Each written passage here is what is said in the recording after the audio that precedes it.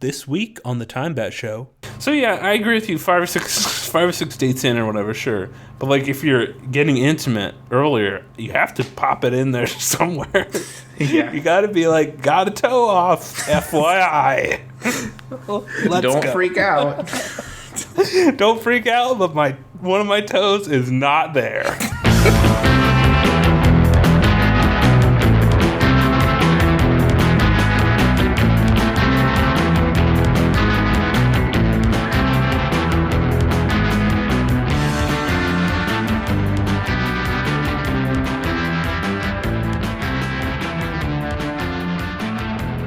Hello, everyone, and welcome to the TIMEBAT show, episode number 24. I'm your host, Time Aces. And I am your host, Bat Snacks. And, yeah, this is an exciting week for me, because the Nintendo Switch comes out tomorrow. Yes, it does. Yeah, have you already pre-ordered it? Yeah, I have it locked and loaded. I'm going at midnight tonight and grabbing it. Nice. It's sold out everywhere, apparently, so if you don't have it pre-ordered, you won't get it. And I did, so... yeah, that sounds really snobby. I'm sorry. It's okay. No, you get to gloat because you took those extra steps and you've gone and pre-ordered one. I did. See, I have not pre-ordered one. I'm going to have to wait a couple weeks to get mine. Yeah, it'll probably. I don't know when it'll go back in stock. It's weird. Game console launches are always strange because like sometimes they're always sold out the day of. Like that's generally always happens. No matter, even if it's like not even a popular console, like they're always sold out the day of. But then it just varies on when do they get back in stock, you know? Yeah. Like, sometimes it takes, like remember when, like, PlayStation 2 launched? I don't know if you remember that when we were kids. I do remember. It was months, I think. Was months before that thing came back in stock. And it was the same with the Wii, the original Wii. Didn't we get our PlayStation 2 the day of? I did. I remember. You did, and we went over to your house. No, okay. So, like, it launched in November. Okay. And I got it for Christmas, but I asked for it for Christmas, right? Right. And my mom was like, "Oh, you're not going to get it because there's, everything is sold out already." You know what I mean? And then I think she got like lucky with someone canceled, and she got lucky and got like a different one, so she surprised me for it basically. But yes, I got it not on launch day, but like for Christmas, and I think I had one and you didn't because I remember we went over to your house and spent like an hour listening to the fans inside of the PlayStation. Did we? 2. I don't remember. We didn't have like a game to play. We just had the console. I don't remember that. No, I have memories of us at my taking house. Turns. We were like fighting over who could listen to the fans. At my house. Yes. Was it cool sounding? They sounded like CPU fans, but it was cool at the time. At the time, when we were 12 or whenever that happened, oh, it's my turn to listen to the fans. It's my turn. Get off! You've been there long enough. Get off! You've listened to the fans long enough. The PlayStation 2 had some impressive, like it was a pretty bulky. Well, not for back in the day, but like in today's standards, it's a pretty big. Like, it was a big box, basically. Yeah, it was heavy duty. It was bigger than the PS1, and it was really futuristic looking. It looks like a big, like, Star Trek Borg spaceship. Yeah. It was kind of weird. Like, it was a very different design than the PlayStation 1. Yeah. Like, the PlayStation 1 is, like, round, like, gray, and, like, it was square, but it had, like, a lot of roundness to it. Yeah. And then the PlayStation 1, they're like black box with edges and sharpness and stuff. And you could like stand it up. Do you remember that? Everyone was really excited about that. Yeah, you had to spend money on an extra stand so that you could stand it. Do you remember that? Yeah, I remember. Remember, I didn't do that because I was afraid mine would fall over. Yes. But if I remember correctly, when you got one, you always had it stand it up. I can't recall, but that sounds like something I would do just to be contrarian. No, I mean, it was just something that you did. Yeah. But I remember because whenever I would go over to your house, like, we shared video games, essentially, and be like, we're playing this.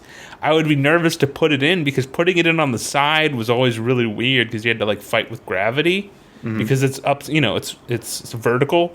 So the disc return is, like, not upside down. It's at a 90-degree angle, Yes. It was weird.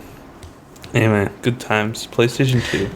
Anyway, the Switch is coming out this Friday. Yeah, tomorrow. I'm excited. Zelda's getting very good scores. So yeah, after reading all of the positive feedback that Zelda's been getting, I regret not pre-ordering it. Yeah, well, you'll get it. Oh, go ahead. Yeah, I mean, like, also hearing about all the cool indie games that it can play, like, right at the start. Yeah, Binding of Isaac's, I think, tomorrow. And then I think Stardew Valley's coming soon. I don't know when exactly. I think you linked me to an article that said it would be ready at launch. I don't think it's ready at launch, but I think it's later this month. So it's soon. So maybe by the time you get one, it'll probably be ready. So yeah. That's cool. Yeah, I would probably spend $400 just for something I could play indie games on portably like that. Yeah, it should be cool. We'll see. I'll let you know. Next week, I'll talk all about it because I'll have had it for a nice. week. I'll be like, it's so good or it's so bad. I don't know. We'll see. Yeah. You're not allowed to spoil anything. I'm sure Zelda will be good. Oh, you mean about Zelda or about the hardware? No, about Zelda. They spoil the hardware. Like, it's got a button on the backside. And you're like, spoilers, stop it. I want to know. The controller is wireless.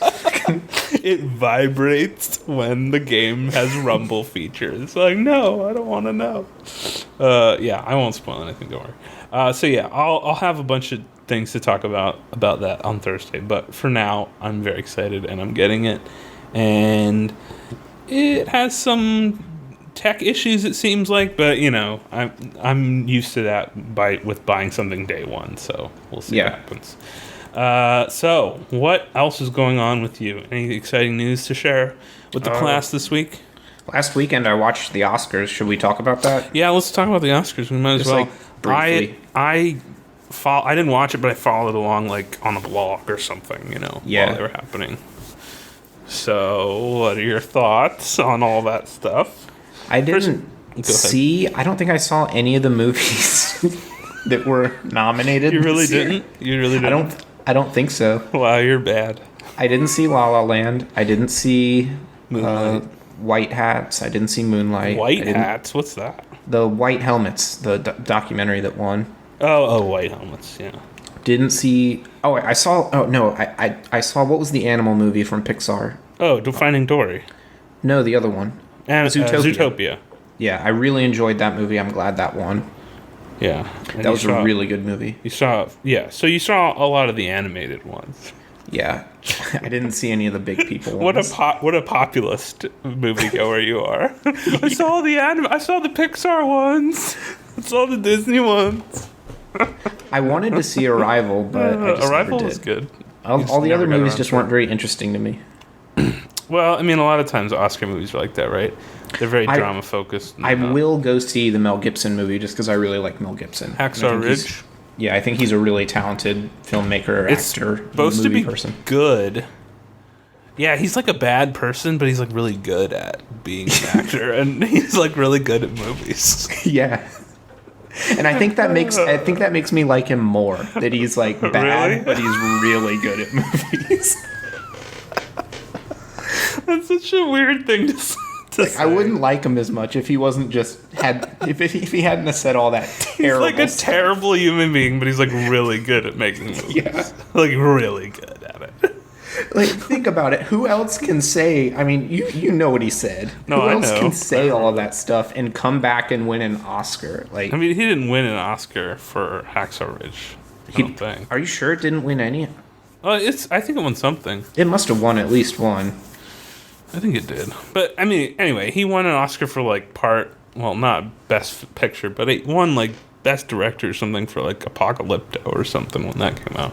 He's won before. He's won Oscars before. But then he had a moment in his life where things weren't going so well, and he came back, and I think I like him better that I know that he did all of that terrible stuff. That's a controversial opinion. No, it's fine. I mean, I like Mel Gibson as a movie person. I mean, I don't like him as the other person, but I know. It's interesting. Funny. It is. It's interesting. To me. Yeah, I do want to see Hacksaw Ridge. It seems like, I don't know. Sometimes I like more war movies, but sometimes I don't. Like, it really depends. You know. Yes. I don't know. Like Saving Private Ryan, I like a lot, but I don't really like. I don't know. I don't know. Apocalypse Now? Apocalypse Now is good. It's pretty good. I don't know. It's hard to put my finger on. There's just a lot of war movies that come out, and then I see them on like TV, and I'm just like, meh. You know, I don't know. But Hacksaw Ridge is supposed to be good. We'll see. I don't know. We'll see. Arrival's good. I would recommend seeing that. I didn't like it as much as everyone else did. I'm not going to spoil it, but when you see that, we should talk about it, because I could talk about that movie for a long time. Because I don't think it's as good as everyone says it is, and there's a really interesting reason why I don't think it's good as everyone says. So that's on your to-do list, is see Arrival. I'll definitely see it. And then go ahead. We also saw John Wick 2 recently. Oh, yeah, we both saw that. That was good. I liked that a lot. How did you feel about it? I really liked it. Did you like it better than the first one?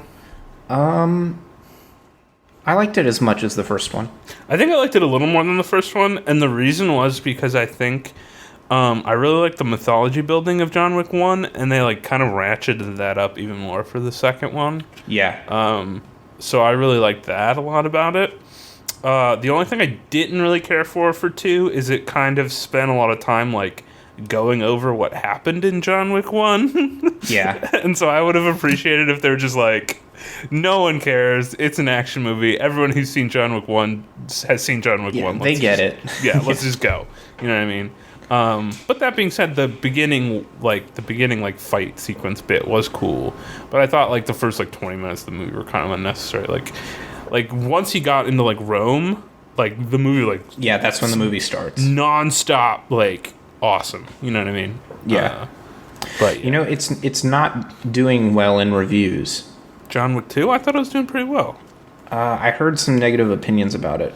I thought it was doing pretty well. I don't think it's reviewing as high as the first one, but I remember looking to see it's doing pretty well. There might have been some specific outlets that didn't like it that much. Yeah. I don't know. It's an action movie. A lot of reviewers don't like action movies. You know, like, it's just an action movie. Like, well, it's a good action movie, though. Yeah, but John Wick 2 is an excellent action movie. The fight sequences were really good.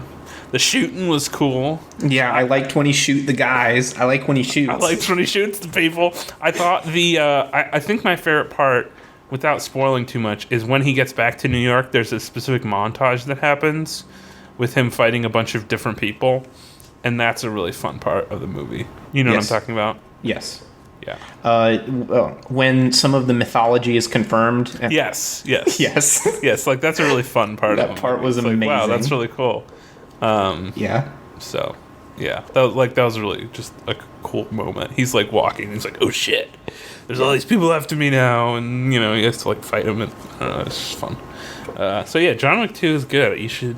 If you're listening at home, go see John Wick 2. It's a good movie. Yeah, see the first one, too, if you haven't seen it. Yeah, I think it's like, it might be on like Amazon Prime or like, I don't know, Netflix or something at this point. So I don't know if it's on Netflix. It might be on Amazon. It's a no-brainer to see it. Yeah. What else did I see recently? Oh, I saw the Lego Batman movie. Oh, was that good? It was good. It wasn't the best movie ever. It wasn't. Did you see the original one? Yeah. It wasn't as good as the original. really old one? The old one? No, the Lego movie. The original Lego movie. Sorry, that's what I meant. Yeah, I think it came out a while ago. It came out like 3 years ago. Yeah. It was good. It wasn't as good as the original Lego movie, but it was good. I think it was a little long for like an animated movie. Like it was over 2 hours. That's a lot of Lego movie. It's a lot of Lego movie. Like I liked it, but I felt like in the middle they like went back and forth and all, and I was like, what are you doing? Like this is an animated movie. Just get to like the funny bit. Like this is kind of weird. Like that's the thing that I felt was like kind of strange. Like 2 hours is a long animated movie. Like that's really long. That's like 30 minutes too long. That's like John Wick 2 is shorter than the Lego Batman movie. Like there's something wrong when John Wick 2 is shorter than the Lego Batman movie. Like, the previews of it looked really funny. No, it's funny. Like it's really funny. But like I feel like I don't know, a lot of animated movies, and I have this problem with animated movies in general, they like don't know what to do with their story because they're trying to like have a story that like works with kids and then like is like works with adults too. Yeah. So they're trying to tell like a story that has like I don't know, there's like character development and stuff. But since it's animated and kids aren't as intelligent as adults, they have to really hammer the themes like really hard into the kids' brains so they get what's happening. Yes. You know what I mean? Whereas in like a regular movie, like in John Wick that like he got betrayed in the first movie based on like a 2-second like glance or something. Like you can just comprehend like what's going on. Yeah. Whereas in like an animated movie, they have to like talk for like 10 minutes explaining what's going on, and you're like, this is not, I just have this issues with a lot of animated movies. They go back and forth a lot in the plot, and they're like, here's the conflict, let me outline the exact conflict. Okay, so here are the parties who are participating in the conflict. Exactly. This is why this person is in the conflict. This is a bad guy. And then like the whole theme of the Lego Batman movie is Batman is like a loner, right? And he's supposed to like accept people as his family or like as like his partners to like help him, you know what I mean? Okay. And they like, that's not really a spoiler, that's just like the theme, like he's a loner and he needs to accept help to like of his friends to like win the day, you know what I mean? It's like very animated, very common animated movie theme. But like they drive that home like 8 million, like it's like there's like 20 scenes dealing with that, just bringing that up again, and we're like, we get it. Batman doesn't like other people, like we get it, you know what I mean? So anyway, it was a good movie. It's really funny. It has a lot of fun like Warner Brothers callbacks. Like they use a lot of DC and Warner Brothers callbacks, so it's fun to watch that. So there's a lot of like Easter eggs and stuff in the movie, so something worth seeing for that. Yeah. I'll probably see that too. It looked really funny. And then the other movie I saw, that was a while ago. I don't know if you ever saw it, but Split is super good. Split? Yeah. Did we talk to that? We talked about that like a couple of weeks ago. Split, the Shyamalan movie. Oh no, I haven't seen it yet. Well, you should. Yeah, I will. Super good. I don't know if it's still in theaters, but I don't think it is. Well, see Split because I want to talk to you about Split. Okay. It's super good. Okay. Anything else we need to bring up? I'm trying to think. I don't think I had anything else. Okay. I don't think I had anything else either. Okay. Ready to break into some Reddit questions? So ready. We should go. Do we have any weird news stories today? Oh, no. I do have a good weird news story that I didn't bring any because I was lazy today. So it's not a super great one, but the headline is pretty funny. It's okay. So the headline reads, in new territory, good froggy dads go cannibal. Good froggy dads. Good froggy dads. What's a good froggy dad?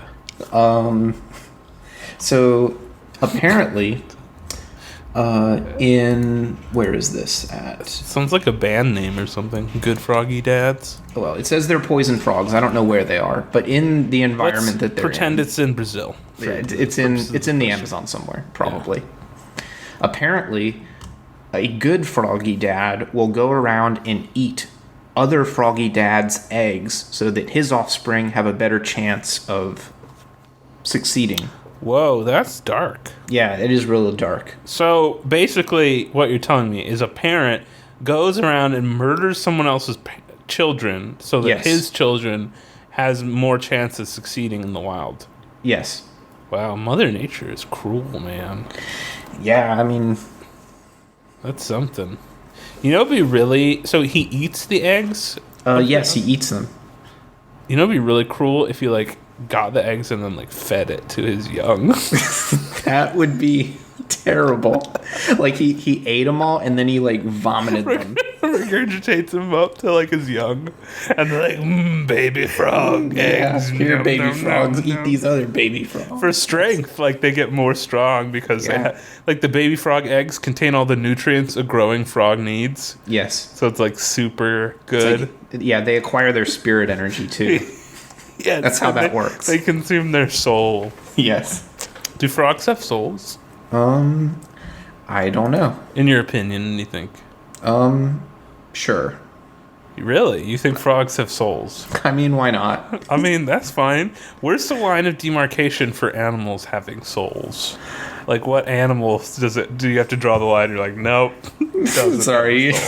You're just a cockroach. Yeah. No, I was about to say that. You were about to say you think it's a cockroach? Yeah, let's draw the line there. So, everything above cockroach has maybe a soul. Mosquitoes. Mosquitoes is lower than a cockroach. Yeah. We can draw the line at the line is arbitrary, but I think, cockroach basically is like every bug is soulless, right? Maybe some bugs can have souls. Maybe like praying mantises, they're pretty cool. That's just because you like praying mantises. Yeah. So, like, what's your argument? It's like, well, praying mantises are cool. For one, they're pretty colors. They can fly. They have a soul. They sort of do martial arts. They don't really, though. They don't, though. They do more than a cockroach does. They don't. I mean, yes, that's true. They have a martial arts style named after them. That's basically it. Yes. You just like that. You just say that because you like praying mantises. Yes, that is the truth. So like, would a grasshopper have a soul? Because they're like kind of cool, like praying mantises. Yeah, they're good. Right? You know, in James and the Giant Peach, the grasshopper kind of plays his leg like a violin. And he has a top hat and a monocle. That's how you know he's smart. The monocle. And he has like a British accent. He's like, "Hello, James." He's like all of the smart stereotypes crammed into a grasshopper. And his legs like are a violin, so he like plays that. And he's like, he's like plays like Mozart on his violin legs. It's like, "Hello, James. I'm what? Not the cockroach, the grasshopper. I don't remember his name. There's no cockroach. Yeah. I think there's because they don't have souls. That's why they're not. Right. So everything. So those are the bugs that have souls. The ones that are in James and the Giant Peach. Yes. Right. So like ladybug, spider. Yes. You think spiders? Yeah, for sure. They're smart, right? So it's the James and the Giant Peach soul test. Yes. Basically, everything that's in James and the Giant Peach is a souled animal. So you got the grasshopper, the ladybug. Spider. What else is them? I don't remember the other bugs that were. Oh, there's a worm though.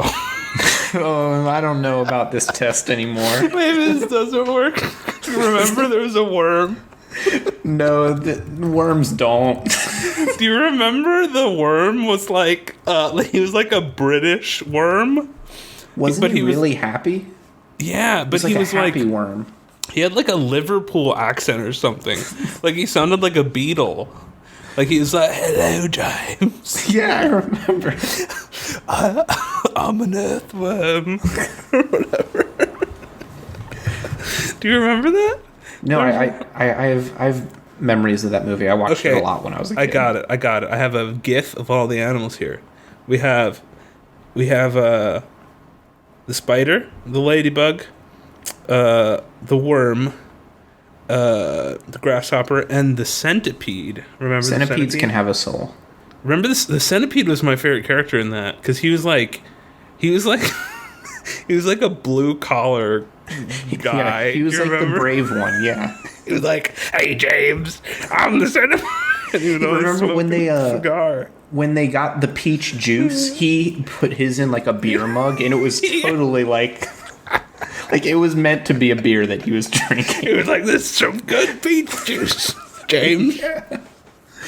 Yum. And then like he battled the pirates. James and the Giant Peach. That was a good book and a good film. Good weird book and movie. Mm-hmm. So everything but the worm. Yeah, everything. That was the worst character anyway. He was like, I'm pretty sure he was like a British like working class accent. He was like, "Hello, James.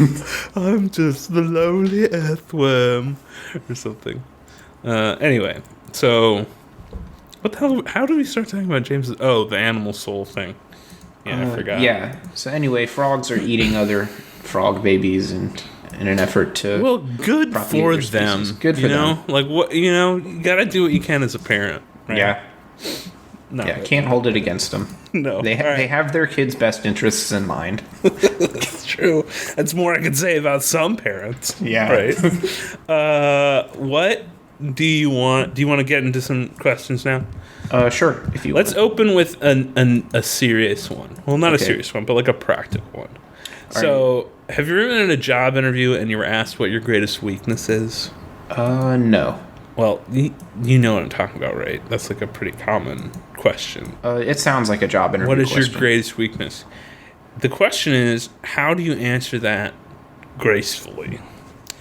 And the answers I do not know, and I thought you have an idea. What do you got? I think it's good to be honest, but have a sense of humor about it. So you're like, I suck. Be like, I'm not qualified for this job. And then you slap your leg. And you're like, yeah, you slap your leg and point at him. I'm just not qualified. But I'm a fast learner. I always say, okay, so I know that's like super cliche, but I always say that I'm a fast learner. And the problem with that phrase is everyone says that, but I actually am a fast learner. So I feel like everyone has stole my one but talent. Everyone who hears that, I mean, you have to imagine they're just like, oh, okay, yeah. It's like, well, everyone says that, you know what I mean? Like, oh, I'm a fast learner. Like, yeah, everyone says they're a fast learner. I feel like everyone's stolen my one thing that I have that I can actually be like, hey, I'm a fast learner, and everyone says they're even the earthworm that we interviewed says he's a fast learner. Yeah, you need to be really, really serious with them. Be like, no, you don't understand. I'm actually a fast learner. I'm not just saying that. I don't think that would fly. They'd be like, whatever, sure. So your answer is to be brutally honest, but have a sense of humor. Not brutally. I mean, don't throw yourself under the bus, but I'm really bad, but I'm really fast to learn. No, you could say say you're bad at something that's not even part of your job description. I can't juggle. You're like, I'm not very good with Adobe InDesign. I just don't really get that program. And they're like, we don't use that here. And you're like, oh, okay. Oh, well, that's awesome. Next question. Or something completely... Oh, go ahead. What were you going to say? I was going to say, there's a scene in The Office where an interviewee is asked this question. His answer was eczema, and I really liked the answer. What? He says, what's your weakness? And he says, eczema. That's a perfectly legitimate answer. Yeah, that would be a good answer. You just list... If you have a medical condition or a disability, you just say that. And then it would be too awkward of them to pry. Yeah. And then they'd move on to the next question. That is kind of a fail-safe. I have tremors sometimes. Or I have scoliosis. I really do. They're like, okay, moving on. Or and enough I have a lazy eye or something. And they're like, okay. I have chronic... I don't know. Chronic. I have IBS. Yeah, I have chronic irritable bowel syndrome. And all right, moving on. I have osteoporosis. Oh, maybe you could say that you're a germaphobe and that you're afraid to use public restrooms. I feel like they might not give you the job then, though. Yeah, I might think that you were weird if you said that. Well, it's not weird. It's just I don't think that... First of all, they can't legally discriminate based on that. Can't they? I mean, that's not race, religion. No. Well, true. No. I think you can discriminate based on bathroom practices. So if you were I'm too cleanly, they're like, nope, not hired. Yeah. They could do that. Maybe. I don't know. It's hard to say. But let's say they're not allowed to legally discriminate against you for that. Practically, they still can. Yeah. Right? They could be like, we're not hiring him because he is weird in the bathroom. But in reality, they put down he wasn't a good fit or something. Yeah. But no, I do think that is a decent... I don't know if I would recommend people going out and being like, I have eczema as their biggest weakness, but I don't know. That's an interesting idea because it kind of bypasses the question. Yeah, but they might think that you're avoiding it, that you have something to hide if you say that. That's true. The annoying answer is I'm too passionate about my work. No. God. That's the worst. But I don't know what else to say. I get why people use that because I don't know what else to say. I wouldn't say that.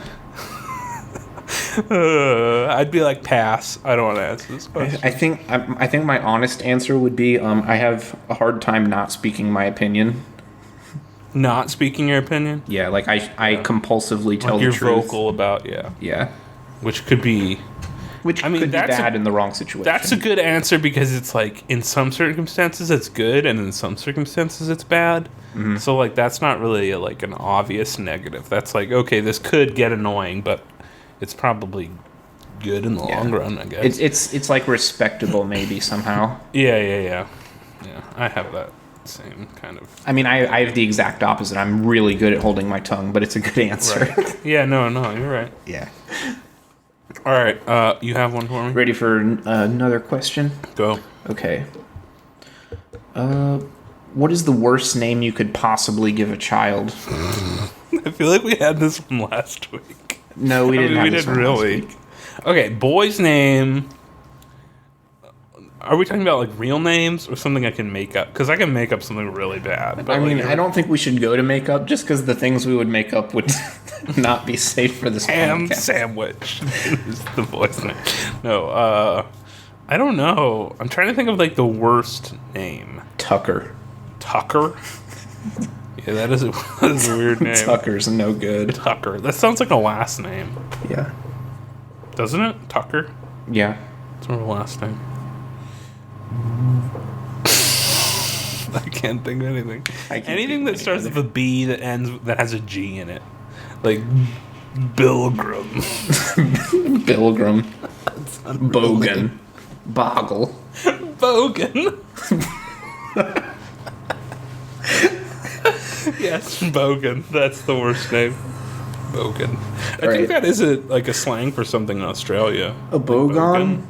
I think so. It sounds like Australian slang. Doesn't it? Hey, Bogan, get over here. Hey, Bogan, how you doing? It is an Australian thing. What does it mean? It's like basically white trash just for Australia. Oh. Yeah, that would be a bad name then. Hey, Bogan. Get over here, you Bogan. Yeah, you Bogan. Oh. I hope none of our listeners are from Australia because we kind of go off on Australia tangents every time. For a girl, maybe like Marmalade or something. Yeah, Marmalade would be awful. I don't know, something that's like named after being sweet, but it's like not a real name. Yeah. Cupcake like cherry. Yeah, cupcake. Custard. Okay, custard. Chocolate. I don't know. Okay, I have another question. Oh, go. Who gets more pleasure out of petting a dog, the dog or the human? Oh, that's tough. I don't know, because I don't know what the dogs... This could go south real quick, this question. But I don't know, like, the pleasure sensors in a dog. So I mean, I know what you mean. It sounds weird, but I know what you mean. It does. So the dog enjoys getting petted, right, though? Yeah, I think we know that much. Yeah, I mean, they definitely don't hate it. Yeah, they can. A lot of dogs will come up to you. That's true. They're like looking for a pet. Yeah. I don't know. I would say, I'd say it depends on the dog. Yeah, probably. And it depends on the state of the human that's petting the dog. Yeah, I think it maybe also depends on the human. Obviously, if you're afraid of dogs, you won't get much pleasure out of petting one.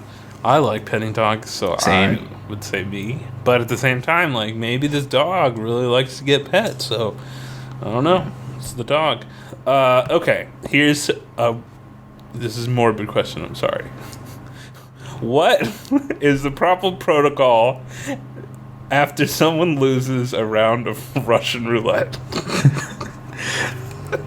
All right, so first you say something like, yikes.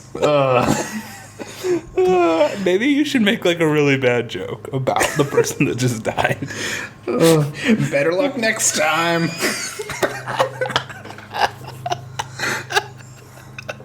That's it. And then you go, sorry, too soon. Then you gotta say that. And then you clap and slap your knee. Yeah, you're like, ooh. Slap your knee. And then you take a drink, a shot of your whiskey or whatever, and a puff of your cigar, and then you're like, who's next? No, you gotta clean up first, but I think the person making the joke wouldn't be the person cleaning. He's like the bartender man or someone. No, the person making the joke is one of the players, I would think. Oh, yeah, he's the guy that won. He's like the rich, like, not the rich guy. Yeah, he's like I don't know. I feel like it'd be one of like the American guy. That's the guy that makes the jokes.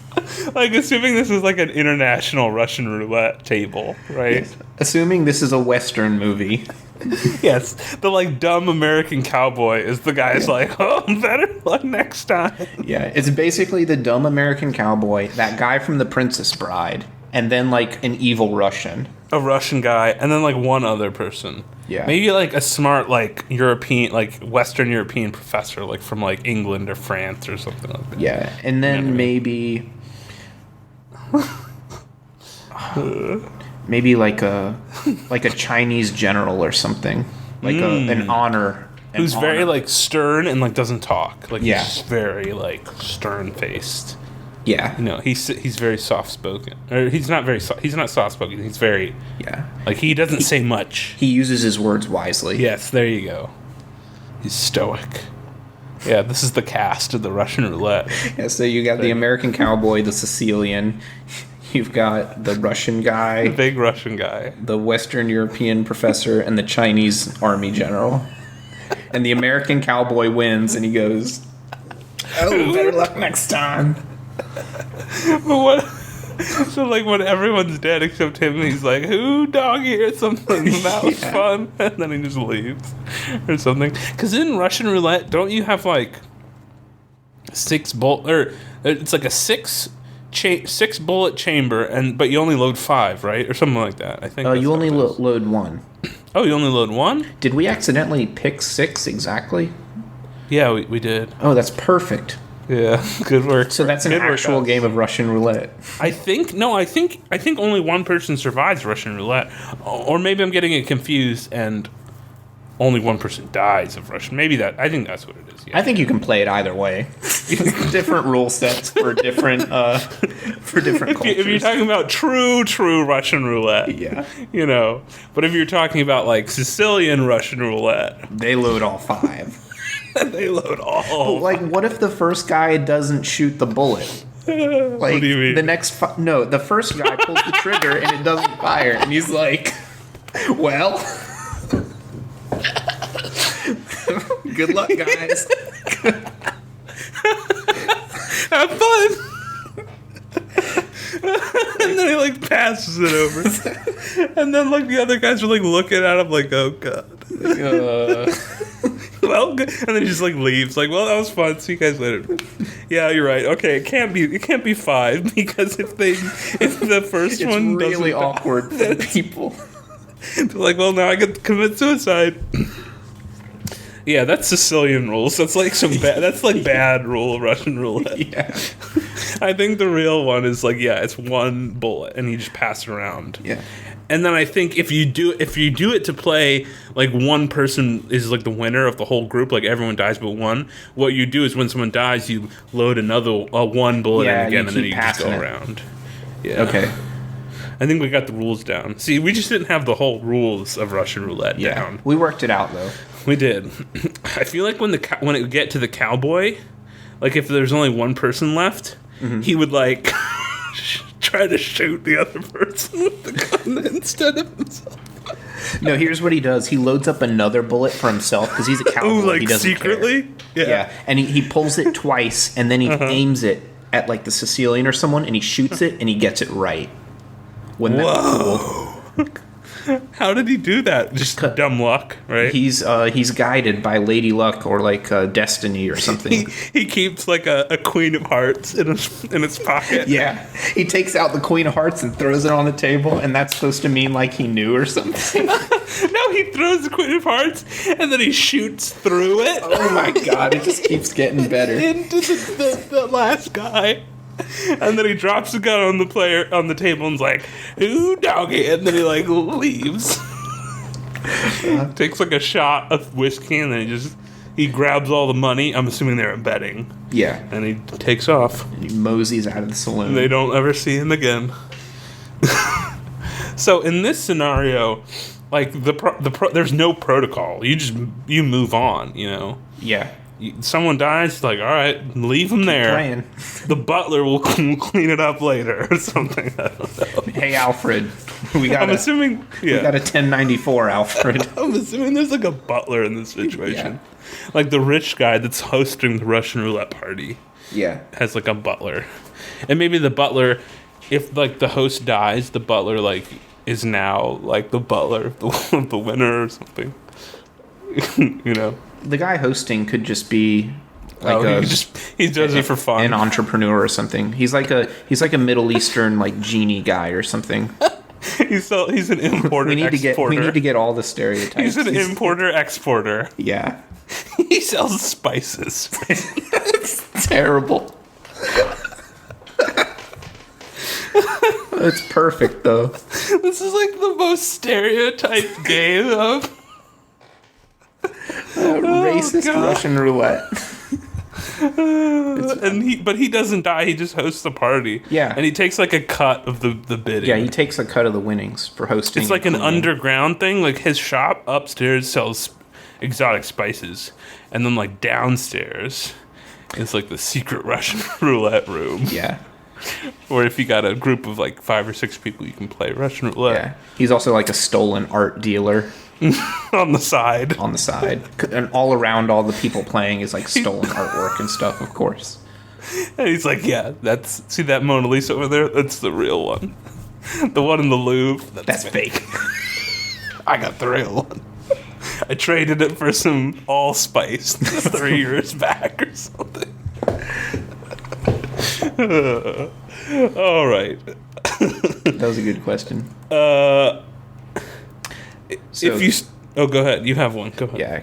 King Arthur had to pull a sword out of a stone to become king of England. How do you become king of America? That's a great question.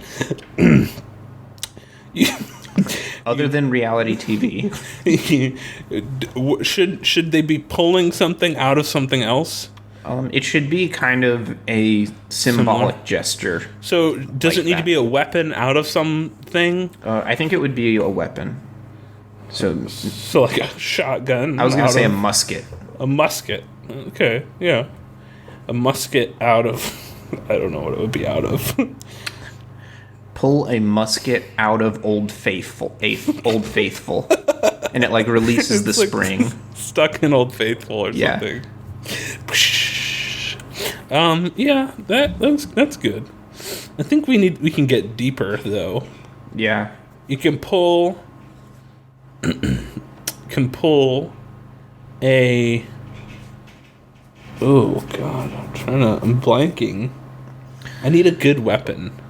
It's not a musket. Very American. An American. A revolver. They're all guns. They are all guns. It could be like a Winchester rifle, like 1887 or whatever, like the gun that won the West or whatever. It can be like one of those from like a bald eagle's nest. And the eagles are super big or something. They're like chimeras or something. They're mutant eagles. They have like lion legs or something, right? Is that what you're saying? They're chimeras. Yeah, and then you win America. That's actually how Columbus founded America, right there. It's depicted in the artwork that's in the National Capitol. Yeah, I don't know. I think it'd be a gun out of something. Yeah, and that doesn't really work for pulling out of. No. Maybe you have to retrieve a gun from inside of a cave. There's like a series of trials. Yeah, like what's the famous caverns in like Nevada or whatever? I don't remember what they're called. There's a series of caverns in the West. Is that where Mount Rushmore is? No, I don't remember. Anyway, there's like one of those famous caverns, and there's some thing down there. Oh, there'd be a treasure map involved too. Yeah. You have to like follow the treasure to find the secret item that claims makes you the king of America. Yeah, the treasure kind of gives you clues, and you have to know America really well to get there. Somehow, it's like Robert Langton. You've read those books, right? Yes. It's like the next Dan Brown novel. Yeah, this is the next Dan Brown novel. Robert Langton becomes the king of America. This is also like National Treasure, though, isn't it? Yeah. So in this movie, though, Nicolas Cage is playing Robert Langton instead of Tom Hanks. That makes sense. Yes. I mean, he had it coming, I think. He's like a combination of both characters. Yes. Like his National Treasure guy and like the guy from Dante's Inferno. Or whatever. What the hell thing it's called? Yeah, the Da Vinci Code. Da Vinci Code, yeah. Yeah. And then he like finds a map. And he has to do like some stupid puzzle. Yes. And there's like a part where he has to like steal Benjamin Franklin's glasses to read something off the map. They're hidden under the Lincoln Memorial somehow. Yes. And then like there's like a statue of George Washington that he has to like, there's like an inscription on his like pinky toe that he has to like read. Yes. And then he has to like get the original Articles of Confederation and like burn them. And then, like, eat them, and then, like, after he passes the stool, something, like, comes out or something. It's perfect. It sounds exactly like a Dan Brown novel. Yeah, it's National Treasure 3. Or whatever. Written by Dan Brown. If you started dating someone and only had 4 toes, how long would you wait before telling them? Not the first date. Okay, that's probably a good idea. Just don't like start her out with like, yeah. Hey, nice to meet you. I got 4 toes. And then at the same time, you don't want that to be a surprise. Right, like a year later, like, oh, we got engaged. Oh, I have 4 toes. Let's say that you lost it, that it's not like a physical deformity, just so that you maybe have a cool story to tell, or it's a really lame story. Like you didn't lose it in a cool way. Like got it caught in like a lawnmower. In a file cabinet. No, a lawnmower is way too cool. Is that cool? That doesn't sound cool. It's a lot cooler than a file cabinet. Or I don't even know how the mechanics of getting your toe caught in a file cabinet would work. But maybe you were like trying to move one in your office and you dropped it on your toe and it just crushed it. And your toe fell off? No, but they had to amputate it. Okay. Sure. So anyway, no, it's fine. You lost your toe in a horrific file cabinet accident. And then what happened? And then... and then how do you explain this? Like, what date? Date number what are we doing here? Wait, at least a month, right? A month? I mean, it's not super pertinent. Mm-hmm. So, like, by the way, how do you break it, though? By the way, I don't have a toe. I'm missing a toe. So let's say it's a past job, when in the relationship do you usually start talking about past jobs? Like you're past talking about what you do right now in life. Yeah, that's true. You need to start talking about history. It depends, obviously, but like a month, maybe you're like, 3 or 4 dates in, maybe even 5 or 6. Yeah. At that point, you start talking about like your past. Yeah, you've talked enough about the present. You want to get to know them more. Mm-hmm. So that's when you break the toe news to them. Yeah. But like, what if the problem with the toe though is like if you take your shoes off, they'll notice you don't have a toe. Yeah. Like so, like if you're gonna go over to their house or vice versa, you kind of have to break the toe news to them earlier. I don't know. I feel like socks off is not like within a month, is it? Well, it depends. Like, I mean, think about the scenario that I'm thinking of here, right? I know what you're saying. Like, let's say you have a really good... You're really hitting it off. You go back to one of your places. Oh, and you haven't had time to get your hot and heavy. And, like, you're like, by the way, I don't have a toe. By the way, I'm missing a pinky toe. Let's do this thing.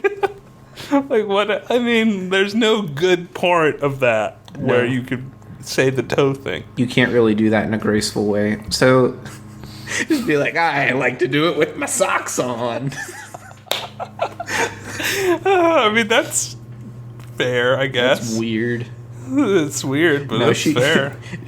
When you say stuff like those, someone would assume the worst. Yeah, she or he would immediately be like, "Wow, they must have an insanely bad rash or something." Like, oh yeah, or they're missing a toe or something terrible like that, But I mean, honestly, missing a toe really isn't that weird.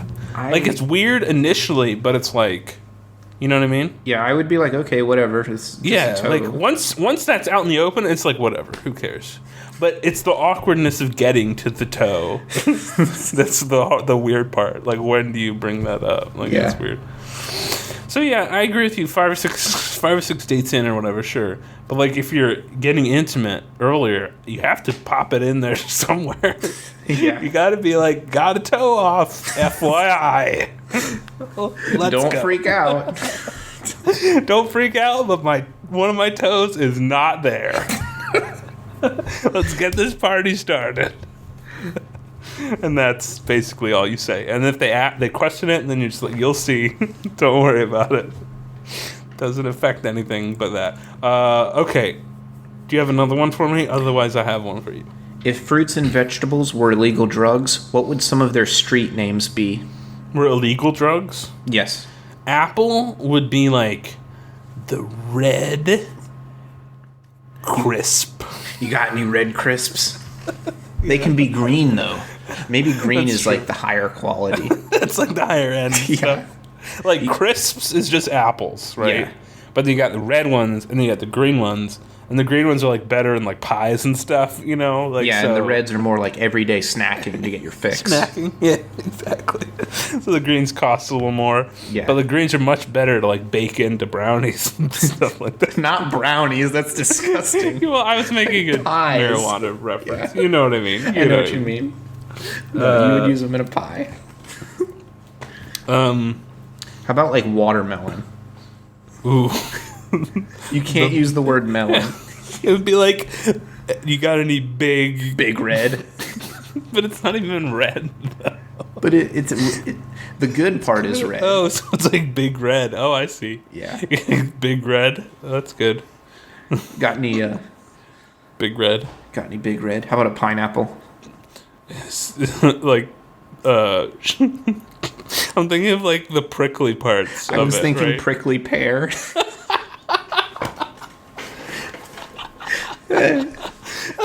I need a prickly pear. I'm hurting real bad. But that doesn't mean the pear. That means the pineapple. Yeah. So then, like, pineapple is the prickly pear, and then prickly pear is like pineapple. It's a drug name. Yeah. Something. That doesn't make any sense. No, the pineapple would be like like a pointy, I don't know, something. Maybe prickly pear is fine. Let's just go with that. Why not? And then like a tomato, because you said fruits and vegetables. Yeah. A tomato would be like a red. You can't just call it red because red might be shorthand for apple. Yeah, red rose. No, that doesn't make sense. Yeah. Red orbs. Red rock. Red rock. I like it. Right? They're not really hard. They're round, though. They look like rocks. Drugs don't need to have, like, obvious names. Yeah. Okay. In which job would a person with 3 functional arms be the most useful? Go. How... I mean, go ahead. How about a professional gamer? Professional gamer? But that problem is the controllers only are, like... Or, like, you know, you can only do so much with the keyboard. Yeah, that's right. They're kind of built for 2 appendages, not 3. I feel like your other arm would just get in the way, you know, in that situation. Like, it'd be sitting in the middle and be like, my other arm's in the way. I wish I could cut it off. You know, it'd be really hard to do with 3 arms. What? Sleep. Assuming the other arm comes out of your chest or something. I know. Can you imagine how hard it would be to sleep with 3 arms? I have a difficulty going to sleep with 2 arms. Imagine how hard it would be sleeping with 3. So you'd have to lay on your back, but your arm would like be on your face. Or it'd be like flailing up in the air, you know? Yeah. Like there's no scenario where it like just can rest somewhere. Like, it would be sore every single day. It would be awful, yeah. Like you'd wake up and be like, damn it, my chest arms really hurt. You know? That would be horrible. And then maybe, I mean, you could sleep on your side, I guess.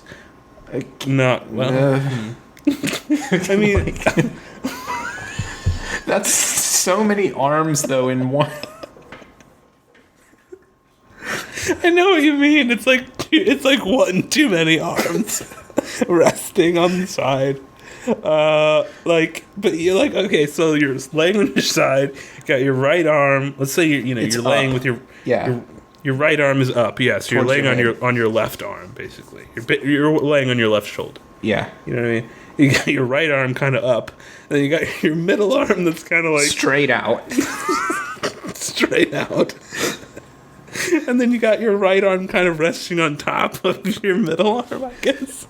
Your left arm could be like down close to your side, but then it would fall asleep and be sore the next day. And yeah, like you're not getting out of this with a fully functioning arm the next day. Basically, is what I'm saying. You'd have to sleep in a sling. Yeah, or something like that. An astronaut bed. Yeah, that would be so. Having 3 arms just doesn't sound fun. No. Like, I know, like, this question is like, oh, it'd be so cool to have 3 arms. You could do so many stuff. It would just get in the way all the time. Yeah, like eating. Do you just like... Like, what do you do? You can't eat with 3 arms. That's just... You'd have to be, like, at an angle or something. You'd have to only use 2 and, like, lean to the side. But what do you do with the 3rd arm, though? It's like, just one arm is by your side. Okay, so, like... You only use the middle arm and the right arm. Or the middle and the left. Yeah. So you, like, put your shoulder towards the food. Yes. And then you got one arm hanging, and then you use your 2 arms. Yes. To, like, shovel food into your mouth like an animal. Because that's what you are if you have 3 arms, I guess. Ugh. It would suck. Now that I think about it, it would really suck. Yeah, I would hate that. You'd bump into stuff all the time. You'd have to watch where you're going. Because, like, if your arm is, like, coming out of your chest, it doesn't have, like, a joint. Like your shoulder, you can, like, retract your arm in a little. Yeah. If it's coming out of your chest, it's just dangling there. Like, there's nothing you can really do about it. Yeah, imagine trying to cook something. Like, you would burn the crap out of your arm. Like, and then you, like, knock over everything while you're, like, trying to, like... You, like, go to grab, like, some salt, and you're, like... you knock everything over, like, on the table. You're like, whoops! Man, having 3 arms sucks. Okay, I know you have another one for me. What is a skill that almost everyone... in our grandparents' generation had that almost none of us have today? That's an interesting question. So, go ahead. You said. I don't really know a lot about kind of a wide, like the whole people as a mass in the world. Like, I don't really know what people lack. We could just say America, though. Yeah, but people sort of that I know, maybe cooking. Yeah. I think that's true. I don't think a lot of people really cook because there's not really a need to. Yeah, you just... I mean, the thing is, like, you can go out to eat all the time now. Yeah. And if you don't want to do that, you can go to the store and get frozen food, And it's not really that much more expensive to go out. No, it's really not. Grocery stores are really expensive. Like, it's almost the same price to just buy, like, some really cheap frozen meals at home and then just, like, put them in the microwave or, whatever. If you factor in the time it takes to cook and the effort and all the cost of ingredients and, if you buy, like, a container of cumin, you're only going to use a teaspoon of it and you're going to pay, like, $10 for the whole thing of it. Yeah. Yeah. No, I mean, you're right. I barely ever cook.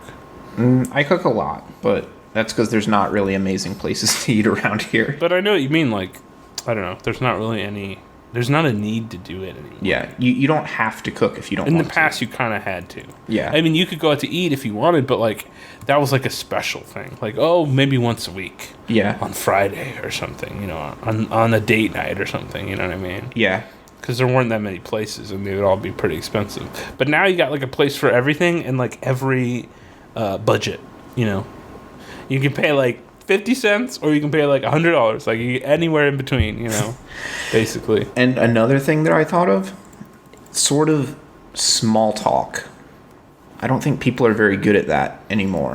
I'm not good at it. I can tell you that right now. Yeah, I'm terrible at it. But I feel like people now, like, before the internet, when you talk to someone about space, no one knew how space worked. So it would just be really wacky theories that you and the other person would have. Now everybody knows everything about space. So there's not really anything to talk about. Really fast. Yeah. Yeah.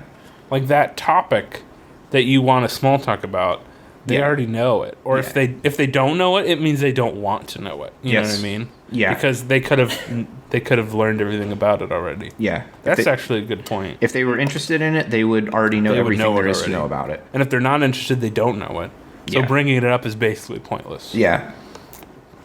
Yeah, that's why meeting people from the internet is really awkward, because chances are if you're meeting someone from a like similar online community, they already know everything that you do already. There's nothing for you to talk about. Nothing. Yeah. Like, did you hear about the blot? And they're like, yeah. Of course, yeah. Like, I go to that website. I'm part of that community too, yeah. Like, duh. Like, you meet, like, a person on, like, a football thing or something. Yeah. And then you, like, talk about football, and they're like, yeah, I know. I watch I'm on the site too. And they're like, oh, right. Yeah. Who's your favorite team? Oh, I know that already too, because I've talked to you online already. Because my fantasy sports team is available on the website, and I've already read it. Right. Yeah, I don't know. That's hard. Yeah. Okay. Do you want to do trivia, or do you have a couple more questions? I think we're good to go into trivia. All right, let's do it. We should have, like, I was thinking of this. We should have, like, a musical thing that we play when we go into trivia. You know what I mean? Like, doo-doo-ba-doo, trivia time. You know what I mean? Like that. Should we do it with our mouth? Yeah, I thought you could do that with your mouth. Trivia time. Oh, that was really good. That was the Super Mario Brothers 3. I know. I heard it. I'm gonna, like, save that separately and use that it every single time for everything. Or you could try to recreate that every time. I'll do a different Mario song next time. Stay every episode. Tune in next time for an excellent for the next Mario song that goes before trivia. So this week is trivia. Your turn. I think the score is 14-12. You, me. Sure. I think we got off at some point, and that's the only reason I'm winning. But all right, well, that's fine. You know, since I'm the score master, then it's my fault. So your categories today are Australia, video games, and bird. My 3 favorite things. Which is, if you've been listening to the show, is a pretty common trivia. So your lifelines today options are 5-second Google, 10-second Bing, 30-second Yahoo, 50-50, Monty Hallett, Phone a Friend, Ask a Rando, or Rhyme Time. What 3 of those would you like today? So I'm going to go for a 5-second Google search. Ooh, you're getting real... getting spicy. Yeah, getting spicy. So 5-second Google, rhyme time. Putting some mustard on it. Some mayonnaise. Anyway, go ahead. 5-second Google, rhyme time, and Monty Hall. All right, 5-second Google. Good choices. Are you ready for your first question? I am ready. I was trying to do a thing, but it didn't work. Australia. Which one of these Australian mammals lays eggs? Is it A, the echidna, B, the bilby, C, the wombat, or D, the wallaroo? I only know what one of these animals is. First of all, are you so happy that all these animals exist? Because they're really good. Knuckles is an echidna. He is an echidna, yeah. That's the only one I know, and I don't know what a real I don't know what a real echidna looks like. You want me to repeat all of them again? Yes. Is it A, the echidna, B, the bilby, C, the wombat, or D, the wallaroo? All right, I'm gonna Monty Hall it. All right, what do you want to lock in? I'm gonna say that the wombat does not lay eggs. Okay, the wombat does not lay eggs. So you're locking in wombat, and then the other 2, wombat is going to stay, and then I'm going to eliminate 2 that aren't the wombat. Yes. So I'm eliminating the bilby and the wallaroo. So you have A, the echidna, or C, the wombat as your final choices. I'll go with echidna, but I don't know if that's right. Echidna is correct. Wow. What is an echidna? What is it? I don't know. It's probably like a hedgehog, right? It's got to be, because it's in Sonic, right? I don't know. Echidna. It looks like a weird... Whoa, that is not what Knuckles looks like. It's like a porcupine with like an anteater nose. Oh. Do you see it? No, I didn't look it up. It's really weird looking. You should Google it after the show. It's I don't want to right now because my keyboard will deafen everybody. But it doesn't look anything like Knuckles. Let's just put it that way. I'll take your word. Is it red? No, okay. It's not red. It looks like a porcupine with a long nose. You know. Yes. It kind of looks like a hedgehog, I guess. Yeah, it kind of looks like a hedgehog too. I mean, to be fair, Sonic doesn't really look like a hedgehog either. But anyway, speaking of Sonic, your next category is video games. I am ready. Are you excited? Yes. Name the educational Sonic game that released on the PC in 1996. Okay. Is it A, Sonic's Schoolhouse, B, Dr. Eggman's Mad Music Academy, C, Sonic and Friends Teach Typing, or D, Knuckles' Tour of the World? Oh boy, I don't know. So I'm going to use my 5-second Google. All right. Good luck. You want me to start the timer? All right, do a countdown. What do you mean? Oh, like you have... Then I start the timer? Yes. All right, hold on. I have to go into the beautiful Microsoft app and select the time I want and then hit save. All right, I got it, I think. Okay. Are you ready? Ready. Your 5-second Google will begin in 3, 2, 1, Google.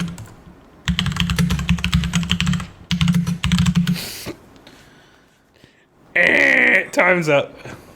That was really yes. I got nothing. Did you get anywhere? Nothing. I got like advertisements for Flash games. I mean, you can. To be fair, the web page you have, you can't scroll, but you can read it right now. Like you're free to read. I read it. It's not there. Okay. I should have known better than to try Google on a Sonic question. Just because you had this problem last time. See, the problem with Sonic is ungoogleable because there's so much false information about Sonic. Yeah. Because the fan base is so large and like weird, they keep just adding new information. There is everything Sonic, and nothing Sonic, basically. Everyone knows. What were my choices again? So name the educational Sonic game that released on the PC in 1996. Was it A, Sonic's Schoolhouse, B, Dr. Eggman's Mad Music Academy, C, Sonic and Friends Teach Typing, or D, Knuckles' Tour of the World? It could be any of these. I'm gonna go with Sonic and Friends Teach Typing. Apprehensively. Do you want to give like a reasoning to the audience of why you're doing that one over the other? I mean, I have reasons. For entertainment. So I picked that one because I think Sonic would be in the title because Dr. Eggman and Knuckles are more obscure characters and they're trying to appeal to parents who might not know those characters. That makes sense, yeah. That makes sense. And between, what was the other Sonic Sonic's Schoolhouse. Between Sonic's Schoolhouse and Sonic and Friends Teach Typing, I don't know. Sonic and Friends Teaches Typing sounds like a more marketable name. Yeah, that's fair. Okay, so that's your final answer? Yes. Sonic and Friends Teaches Typing is incorrect. Oh, damn. The correct answer was Sonic's Schoolhouse. Yeah, they should have gone with Sonic and Friends Teaches Typing. That's a much better name. Well, you should email them. Your game from 1996 had the worst name. Let Sega know that they should do that or whatever. Yeah. Okay, are you ready for the next sentence? I'm ready. Next question. The next category is bird. How many eyelids do ducks have? Oh, no. Is it A, 1, B, 2, C, 3 or D, 4?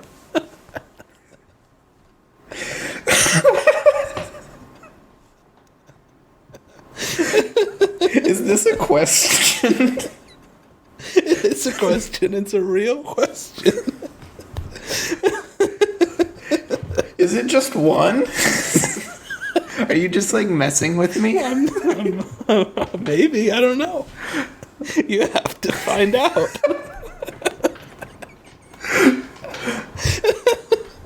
Okay. I'm going to go with rhyme time just to be safe, but I'm going to say that I think that it's 1 and that you're just messing with me. I love how you can't tell. I think you made this question up and you expected me to think like 3 or something. Like I would like try to trick you or something. Yeah. Like if you told me that ducks have 3 eyelids, I'd be like, "Oh wow, I didn't know that." Like that's neat. That's great. Okay, so you're going with rhyme time? Yes. Right. It's gonna give it away, but we'll do it. So your tentative answer before I rhyme is 1. Yeah. Okay. Birds like eyelids when they sleep in the woods. They sleep under trees because they're trees. It's not 3. How do you have 3 eyelids? That doesn't even make any sense. Is that your final answer? Yeah, that's my final answer. It's correct. They have 3 eyelids. I don't believe it. Well, it's true. Well, this random duck trivia PDF I found on the internet said Why are there 3? So, it's like 2 more than are necessary. That's like a lot more. I don't know if it's actually true, but it was on I just Googled it. They do have 3 eyelids. Damn. The top and the bottom, as well as a third that is found on the side of the eye. Whoa. Mm-hmm. That acts like goggles. But wouldn't they... I mean, crocodiles have 2, and they get by just fine underwater. So basically, ducks have like a shutter eyelid, right? Yeah. But then they have another one, apparently, that slides in from the side. And then they have another one. that slides in from the other side. And then there's another one that comes off their head that, like, latches onto their eye. I mean, how many eyelids could an animal have? Ducks are awesome. What's the maximum eyelid? I would have thought 2. That would have been my answer. I think 4 is the maximum I could see. Oh, see, I could see. That's the maximum I could see. I see what you did. Yeah. A top and a bottom, like a shutter, and then like 2 from the side that basically are another shutter. Okay. So it's like blast doors. Yeah, maybe one is a radiation shield. Maybe 5. Blast door kind of style eyelids. Yeah, on a different planet, and they're threatened by cosmic rays that would give them cancer, so that they have like shutter eyelids over their whole body. Shutter eyelids, like the Martin Scorsese movie. Yes. Shutter Island. Yeah. So that was my trivia. So you got 2. You got You got 1. Oh no, you got 2 because you got echidna and you got eyelid of the duck. Yeah. You missed Sonic. I would have guessed the eyelid wrong, but thankfully you did rhyme time, yes. So it's all good. Okay, do you have a final question that we can conclude with, or do you want to just end it here? I don't have a final question. We used all of mine. Well, I have one more that's kind of bad. Let's just use it. I like to end on a question. On a really bad one. Yeah. Okay, so on the Rate My Professor page, do you know that? Like, it's like a I know that site. Review site for teachers. What would Professor X get? What rating would he get? You know how on that site it says sometimes like they have like the caret symbol for if it's a hot professor? Yes. he would have that. Wait, for like attractive? Yeah. It's like a carrot or a pepper or something. Oh, is that for attractiveness? Yeah. I never knew that. I thought that was just like, oh, he's popular or something. Oh, maybe it's not. Popular. Maybe I was like just assuming things. Maybe I've just embarrassed myself. Maybe it is attractiveness. I always thought that whenever I see like a hot symbol, I always think, oh, this is like a hot topic or this is trending, you know what I mean? Like, this is a popular thing. But you're like, oh, they're attractive. They must be attractive. I'm taking this class. So you think Professor X would get that one? Yeah, for sure. Really? He's a handsome man. He's bald, though. Yeah, and he's in a wheelchair, but he's in a wheelchair. He's good looking. Are we talking about... He would say that he's old? really, how do you say, like, comforting? He's really understanding. He'll work with you. Talking about young Professor X here or old Professor X? Old. I think that's an important distinction to make. Yeah, old. For sure, old is the caring one. So we're talking about, like, Patrick Stewart. Yes, we're talking about Patrick Stewart, Professor X. Yeah, I could see that. He wants you to succeed. So he'd get really good reviews. Yeah, he'd get amazing reviews. Young Professor X would get really bad reviews. He would have a hot symbol. Yes, he would. They'd be like, don't take his class. He's really mean. But he's really attractive. He uses really bad pickup lines on all the girls. Yes. About mutations and crap like that. He likes to talk about mutants. For some reason, he's really dumb. Because young Professor X didn't teach at X-Men Academy. No. He taught at, like, Harvard or wherever he went to school. Actually, it was in Britain, so wherever that is. He was, like, a psychological professor. Cambridge. Yeah. Yeah, and he's like, hey, I'm Professor X. Are you Professor X or are you the worm from James and the Giant Peach? All my British accents sound the same. You know what I realized? Like Professor X, the name, like, it's cool when he's like an old guy, but as like a young guy, it just sounds douchey. Yeah, it does. You know what I mean? Like, I'm Professor Charles Xavier, but you can just call me Professor X. Yeah, you know, and then everyone rolls their eyes to pull that off. You know what I mean? Everyone rolls their eyes and like, great, we got Professor X. Great. What a lame-o. Like, he sucks. And he like probably grades like really like harshly. Like, it's not on a curve. Like, or it is on a curve, but it's on like the bad kind. Like, everyone, like the worst person gets a 0 no matter what. You know what I mean? Yeah. Yeah, he's like really hard. And he pretends that he's really smart, but he's not, because he's a young professor. It says on his page that he makes you call him Professor X. Like, I would I would not take that person's class. If you call him Xavier, he'll be like, no, it's Professor X. Or sorry, in my British accent, no, it's Professor. I can't do it. It's Professor X. My British is really off. I can't do it on command like that. But yeah, so the moral of the story is young would be bad reviews, but he would have the hot symbol, and old would have good reviews and yay or nay on the symbol. What are we going with? I'd keep it, Patrick. I'm just thinking of Patrick Stewart though.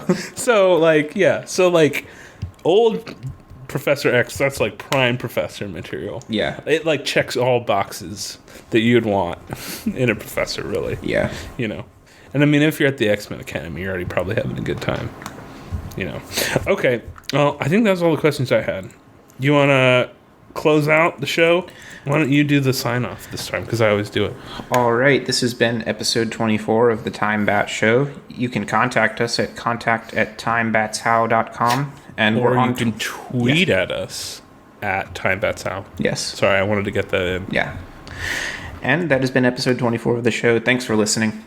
I'm Tom Aces. And I am Bat Snacks. Good night, everyone. Oh, and do your little thing. You have like the sign phrase, the phrase. Oh, when the Eagles go dark. There we go. It's time for the bats to come out. See, I did it good that time. You did. Okay, good night, everyone. Good night.